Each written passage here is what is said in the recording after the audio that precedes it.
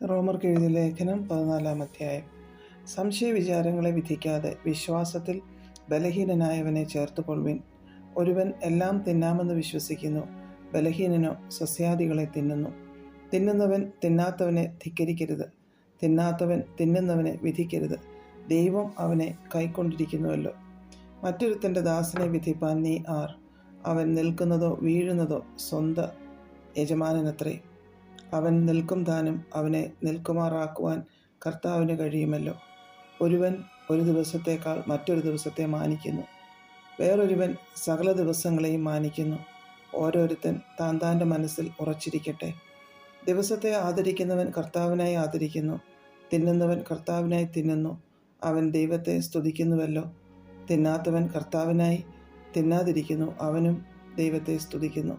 നമ്മിൽ ആരും തനിക്കായി തന്നെ ജീവിക്കുന്നില്ല, ആരും തനിക്കായി തന്നെ മരിക്കുന്നതുമില്ല. ജീവിക്കുന്നുവെങ്കിൽ നാം കർത്താവിനായി ജീവിക്കുന്നു, മരിക്കുന്നുവെങ്കിൽ കർത്താവിനായി മരിക്കുന്നു. അതുകൊണ്ട് ജീവിക്കുന്നുവെങ്കിലും മരിക്കുന്നുവെങ്കിലും നാം കർത്താവിനുള്ളവർ തന്നെ. മരിച്ചവർക്കും ജീവിച്ചിരിക്കുന്നവർക്കും കർത്താവ് ആകേണ്ടതിനല്ലോ ക്രിസ്തു മരിക്കുകയും ഉയർക്കുകയും ചെയ്തത്. എന്നാൽ നീ സഹോദരനെ വിധിക്കുന്നത് എന്ത്? അല്ല, നീ സഹോദരനെ ധിക്കരിക്കുന്നത് എന്ത്? നാം എല്ലാവരും ദൈവത്തിൻ്റെ ന്യായാസനത്തിന് മുൻപാകെ നിൽക്കേണ്ടി വരും.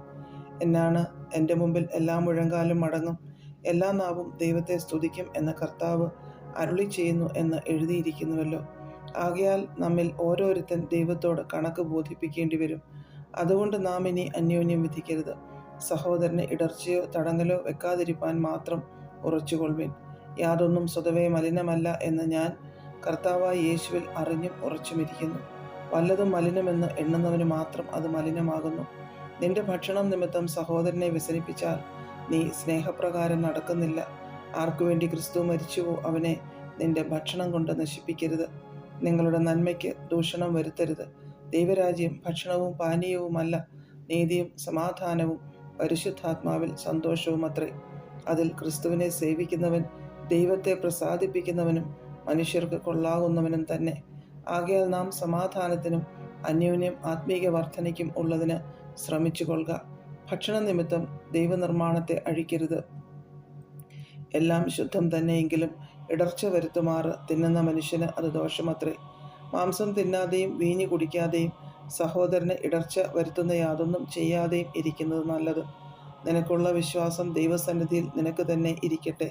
താൻ സ്വീകരിക്കുന്നതിൽ തന്നെത്താൻ വിധിക്കാത്തവൻ ഭാഗ്യവാൻ. എന്നാൽ സംശയിക്കുന്നവൻ തിന്നുന്നു എങ്കിൽ അത് വിശ്വാസത്തിൽ നിന്ന് ഉത്ഭവിക്കായ്ക കൊണ്ട് അവൻ കുറ്റക്കാരനായിരിക്കുന്നു.